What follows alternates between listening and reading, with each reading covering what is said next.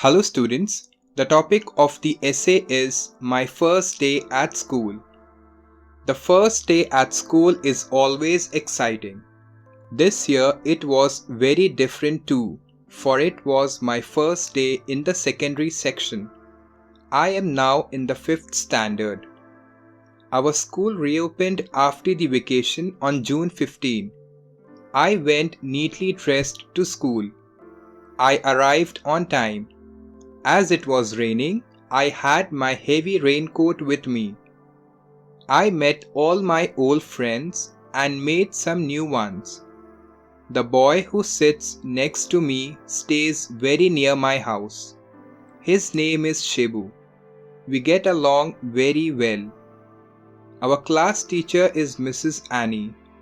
She is very soft-spoken and clever. She teaches us English. We hardly had any studies on the first day. I went home very happy.